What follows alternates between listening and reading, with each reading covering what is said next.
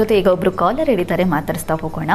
ಹೊಸಪೇಟೆಯಿಂದ ಶೀಲಾ ಅವ್ರು ಕರೆ ಮಾಡಿದ್ದಾರೆ. ನಮಸ್ಕಾರ ಶೀಲಾ ಅವರೇ. ನಮಸ್ತೆ ಮೇಡಮ್. ಯಾರ ಬಗ್ಗೆ ಕೇಳಬೇಕಿತ್ತು? ಮನೆಯವ್ರ ಬಗ್ಗೆ ಕೇಳ್ಬೇಕು. ಓಕೆ, ಅವರ ಡೇಟ್ ಆಫ್ ಬರ್ತ್ ಅನ್ನ ತಿಳಿಸಿ. ಅವರು ಇದ್ದಾರೆ ಮೇಡಮ್, ಮಾತಾಡ್ತಾರೆ. ಓಕೆ. ಹಲೋ ಸರ್, ನಿಮ್ಮ ಡೇಟ್ ಆಫ್ ಬರ್ತ್ ಅನ್ನ ತಿಳಿಸಿ. 1/6/74. 1/6/74. ಹುಟ್ಟಿದ ಸಮಯ ಸಮಯ ಗೊತ್ತಿಲ್ಲ ಮೇಡಮ್. ಗೊತ್ತಿಲ್ವಾ? ಏನ್ ಪ್ರಶ್ನೆ ಕೇಳಬೇಕಿತ್ತು? ನಾವು ಒಂದು ಸುಜಲಾನ್ ಕಂಪ್ನಿಯಲ್ಲಿ ಕೆಲಸ ಮಾಡ್ತೀವಿ, ಕಾಂಟ್ರಾಕ್ಟ್ ಸಿವಿಲ್ ವರ್ಕ್.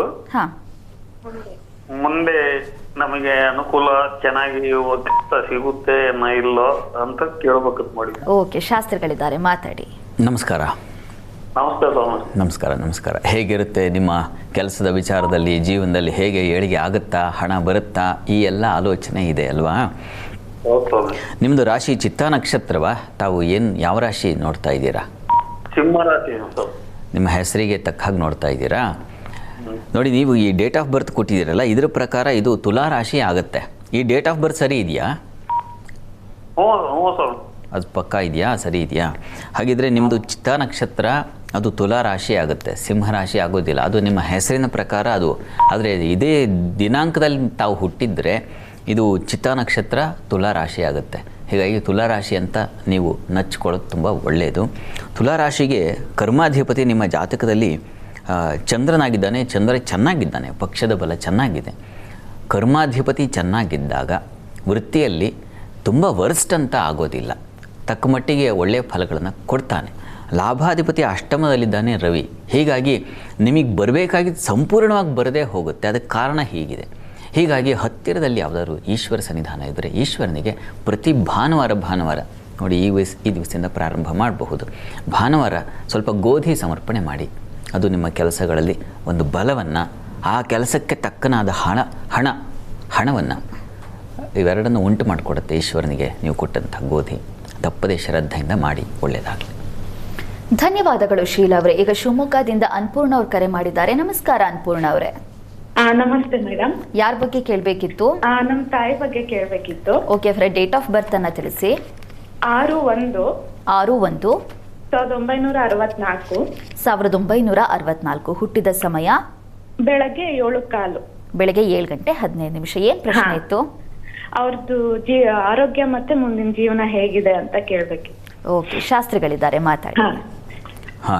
ನಮಸ್ಕಾರ ಅನ್ನಪೂರ್ಣ ಅವರೇ. ನಮಸ್ಕಾರ. ನಮಸ್ಕಾರ. ನಮಸ್ಕಾರ. ಆರೋಗ್ಯದ ಬಗ್ಗೆ ತಮ್ಮ ಪ್ರಶ್ನೆ ಅಲ್ವಾ? ಆರೋಗ್ಯ ಮತ್ತೆ ಮುಂದಿನ ಜೀವನ ಹೇಗಿರುತ್ತೆ ನೋಡಿ, ಇವ್ರದ್ದು ಧನು ಲಗ್ನವಾಗಿದೆ. ಲಗ್ನಾಧಿಪತಿ ಗುರು ಚೆನ್ನಾಗಿದ್ದಾನೆ.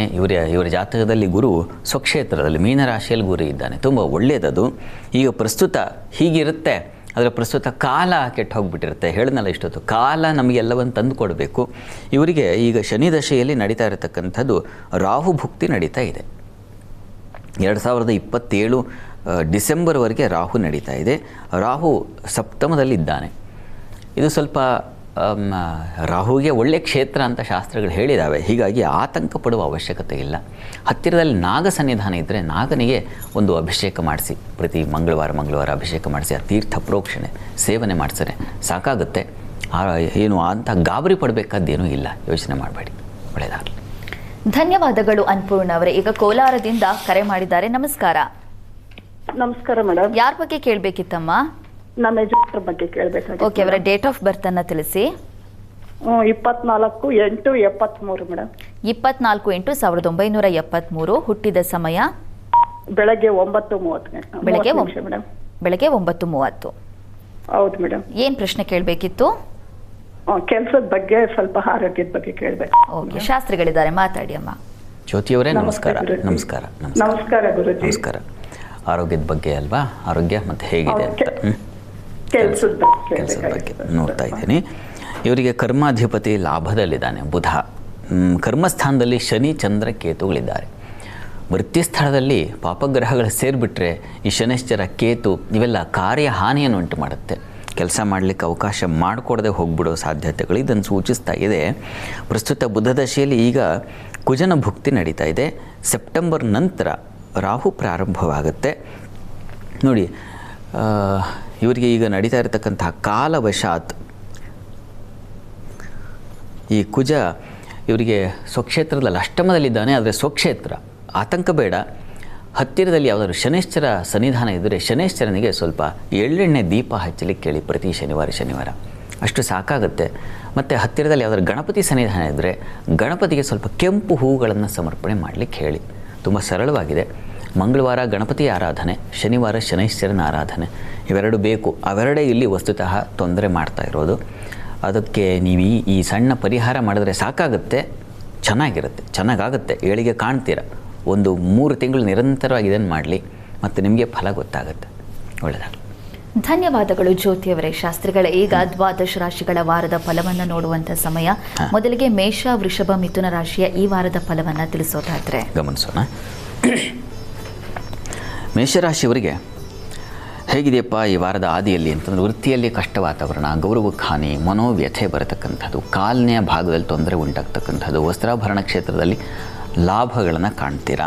ಶುಕ್ರ ಚೆನ್ನಾಗಿದ್ದಾನೆ, ವಾಗಾಧಿಪತಿ, ಕುಟುಂಬಾಧಿಪತಿಯಾಗಿರ್ತಕ್ಕಂಥನು, ಸಪ್ತಮಾಧಿಪತಿಯಾಗಿರ್ತಕ್ಕಂಥ ಶುಕ್ರ ನಿಮ್ಮ ರಾಶಿಯಲ್ಲಿ ಸಂಚರಿಸುವಾಗ ಸ್ವಲ್ಪ ಮಟ್ಟಿಗೆ ಮನಸ್ಸಿಗೆ ಕ್ಷೋಭೆಗಳು, ಏರುಪೇರು, ಚಿತ್ತ ಅದೊಂದು ಚಾಂಚಲ್ಯ ಅಂತ ಕರೀತಾರೆ. ಆ ರೀತಿಯಲ್ಲಿ ಸ್ವಲ್ಪ ಏರುಪೇರು ಆದರೂ ಕೂಡ ಕುಟುಂಬ ಸಹಕಾರ ಚೆನ್ನಾಗಿರ್ತದೆ, ಸಂಗಾತಿ ಸಹಕಾರ ಚೆನ್ನಾಗಿರ್ತದೆ, ತೊಂದರೆ ಇಲ್ಲ. ಸ್ತ್ರೀಯರಿಗೆ ಸ್ವಲ್ಪ ದುಃಖದ ವಾತಾವರಣ, ಮನಸ್ಸಿಗೆ ನೋವಾಗ್ತಕ್ಕಂಥದ್ದು, ಏನೋ ಒಂದು ರೀತಿಯ ಅಪಮಾನ, 4 ಜನರ ಮಧ್ಯೆ ಅಥವಾ ಒಂದು ಗ್ರೂಪ್ ಡಿಸ್ಕಷನ್ ಆಗ್ತಾ ಇರುತ್ತೆ ನಿಮ್ಮ ವಾಟ್ಸಪ್ ಗ್ರೂಪ್ಗಳಲ್ಲೇ, ಏನೋ ಒಂದು ಅವಮಾನದ ಮಾತುಗಳು ಬಂದುಬಿಡುತ್ತೆ. ಆ ರೀತಿಯ ಒಂದು ಸಂಕಟಕ್ಕೆ ಸಿಕ್ಕಾಕೊಳ್ಳೋ ಸಾಧ್ಯತೆ ಇದೆ. ಈ ಒಂದು ವಾರದ ಆದಿಯಲ್ಲಿ ಸ್ವಲ್ಪ ಹುಷಾರು, ಹೆಚ್ಚು ಚರ್ಚೆ ಇವುಗಳಿಗೆ ಭಾಗವಹಿಸಬೇಡಿ. ವೃತ್ತಿಯಲ್ಲೂ ಅಷ್ಟೇ ಸ್ವಲ್ಪ ಪ್ರೆಷರ್ ಇದೆ, ವರ್ಕ್ ಪ್ರೆಷರ್ ಜಾಸ್ತಿ ಆಗುತ್ತೆ. ಕೆಲಸದ ಒತ್ತಡದಿಂದಾಗಿ ಯಾವ ಕೆಲಸ ಮಾಡಲಿ, ಯಾವ್ದು ಬಿಡಲಿ, ಯಾವುದೇ ನಿಭಾಯಿಸಲಿ, ಯಾವುದು ಈ ಥರದ್ದು ಒಂದು ಒತ್ತಡಕ್ಕೆ ಸಿಕ್ಕಾಕೊಳ್ಳೋ ಸಾಧ್ಯತೆ ಸೂಚಿಸ್ತಾ ಇದೆ. ಹೀಗಾಗಿ ಸ್ವಲ್ಪ ಹುಷಾರು. ಕಾಲಿಗೂ ಪೆಟ್ಟು ಬೀಳಬಹುದು, ಗಮನ ಇರಲಿ. ಬೆಂಕಿ ತಾಗುವಿಕೆ, ಅದರಿಂದ ಸುಡ್ತಕ್ಕಂಥ ಈ ಥರದ ಒಂದು ತೊಂದರೆಗಳನ್ನು ಸೂಚಿಸ್ತಾ ಇದೆ. ವಾರದ ಆದಿಯಲ್ಲಿ ಗಮನ ಇರಲಿ. ಇನ್ನು ವಾರಾಂತ್ಯ ನೋಡೋಣ. ವಾರಾಂತ್ಯದಲ್ಲಿ ವಾಗ್ಘರ್ಷಣೆಗಳು, ಕುಟುಂಬದಲ್ಲಿ ಮಾತಿನ ಘರ್ಷಣೆಗಳು, ಒರಟುತನ, ಹಣ ವಿದ್ಯೆ ವಿಚಾರದ್ದು ಸ್ವಲ್ಪ ತೊಂದರೆ. ಬ್ಯಾಂಕುಗಳ ಕೆಲಸ ಮಾಡೋರು, ಹಣಕಾಸಿನ ವಹಿವಾಟು, ನೀವೇ ಯಾವುದೋ ಒಂದು ಟ್ರಾನ್ಸ್ಫರ್ ಮಾಡುವಾಗ ಸ್ವಲ್ಪ ಹುಷಾರಾಗಿರಿ. ಟ್ರಾನ್ಸಾಕ್ಷನ್ಗಳು ಮಾಡುವಾಗ ಎಚ್ಚರಿಕೆಯಿಂದ ಪಾಸ್ವರ್ಡು ಮತ್ತೊಂದು ಮಗದೊಂದು ವ್ಯತ್ಯಾಸ ಆಗುತ್ತೆ, ಹುಷಾರು. ಶುಭ ಕಾರ್ಯಗಳು, ಕ್ಷೇತ್ರ ದರ್ಶನ ಚೆನ್ನಾಗಿದೆ. ತಂದೆ ಮಕ್ಕಳಲ್ಲಿ ಸಾಮರಸ್ಯ ಇದೆ. ಒಂದು ಒಳ್ಳೆಯ ಸಮಾರಂಭವೋ, ಮತ್ತೊಂದು ಮದುವೆಯೋ, ಉಪನಯನವೋ, ಮತ್ತೊಂದು ಈ ಥರದ್ದು ಅಲ್ಲಿ ಭಾಗವಹಿಸಿ, ಅಥವಾ ಇನ್ಯಾವುದೋ ಜಾತ್ರಾ ಉತ್ಸವಗಳೆಲ್ಲ ಈಗ ನಡೀತಕ್ಕಂಥ ಕಾಲ. ಅಂಥದ್ದೊಂದು ಸಾಧ್ಯ ಇದೆ. ಕ್ಷೇತ್ರ ದರ್ಶನ, ಮನಸ್ಸಿಗೆ ಒಂದು ನೆಮ್ಮದಿ ಕಂಡುಕೊಳ್ಳಿಕ್ಕೆ ಒಂದು ದಾರಿ. ಕೊನೆಯಲ್ಲಿ, ವಾರದ ಕೊನೆಯಲ್ಲಿ ಆ ರೀತಿಯ ಒಂದು ಶುಭ ಫಲ ಇದೆ. ಅದು ಒಳ್ಳೆಯದು. ಚಂದ್ರನಿಂದಾಗಿ ಕರ್ಮಸ್ಥಾನದಲ್ಲೂ ಸಂಚರಿಸ್ತಾನೆ ಕೊನೆಯ ವೇಳೆಗೆ. ಹೀಗಾಗಿ ವೃತ್ತಿಯಲ್ಲೂ ಒಂದು ಏನು ಕ್ಲಿಷ್ಟ ವಾತಾವರಣ ವಾರದ ಆದಿ ಅಂತ ಪ್ರಾರಂಭದಲ್ಲಿ ಅಂತ ಹೇಳಿದೆ, ಅದು ಕೊನೆ ವೇಳೆಗೆ ದೈವಾನುಕೂಲದಿಂದ ಸಹಾಯವೂ ಉಂಟಾಗುತ್ತೆ. ಆತಂಕ ಬೇಡ. ಪ್ರಾರ್ಥನೆಗೆ ಸುಬ್ರಹ್ಮಣ್ಯ ಸನ್ನಿಧಾನಕ್ಕೆ ನವಧಾನ್ಯ ಸಮರ್ಪಣೆ ಮಾಡಿ, ಇದು ತುಂಬ ಸಹಾಯವಾಗುತ್ತೆ.